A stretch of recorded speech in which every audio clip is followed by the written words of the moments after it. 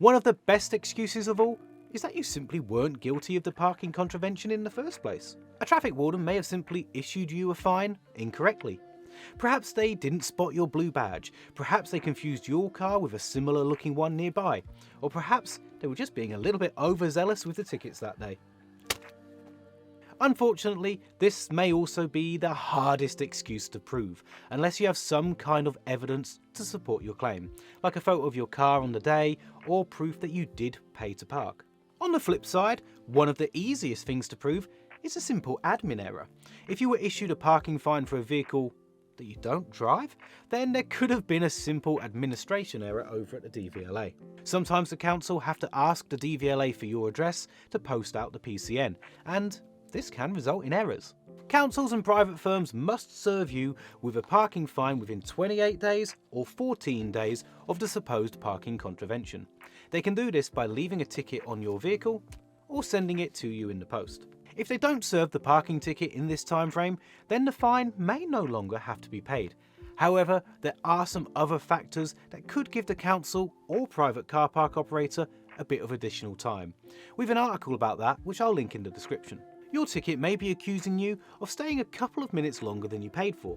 The reality is, since 2022, there's now a 10-minute grace period for car parks to give people time to get to their cars and exit the car park. So if a civil enforcement officer or a private firm attendant issued you with a parking fine when you overstayed by less than 10 minutes, you could use this loophole to get out of having to pay.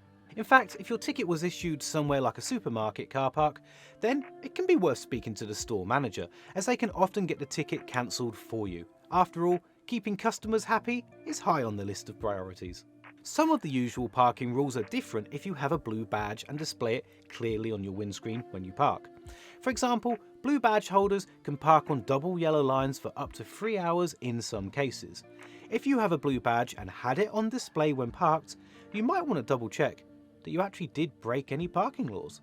If you were issued a ticket while stranded in a car park due to a vehicle breakdown, then as long as you have an invoice or some evidence from the mechanic, this is usually enough to get you off the hook. In a similar way, if your hospital appointment is delayed, you should get confirmation from the hospital. In fact, if you can prove that almost any genuine emergency prevented you from leaving a car park on time, then that could give you good grounds for an appeal. Councils and private companies are obligated to make their parking rules clear. If you feel that their signposting was unfairly poor, then strengthening your appeal by going back to the scene of the crime and snapping a few photos is certainly not a waste of time.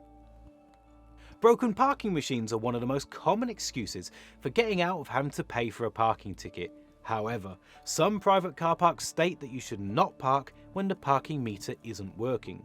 But are those signs clearly marked and easy to see? Again, you can snap some pictures to help support your appeal. Some payment machines ask that you enter your vehicle's registration number. If you got a ticket simply because you entered the registration number incorrectly, then you shouldn't have to pay. Whichever excuse you're using, the hardest part is writing the actual appeal letter itself. Writing the letter can be daunting. It's hard to be totally sure what to say. A popular option is to consult a solicitor who could help to make your appeal airtight. There's many online solicitors that work out cheaper and easier than meeting in person. JustAnswer, for example, only costs £5 for a trial, and I know a guy who saved £271 on his ticket doing this. I've linked that offer in the description, and if you use that, you'll also be supporting Money Nerd, so thank you.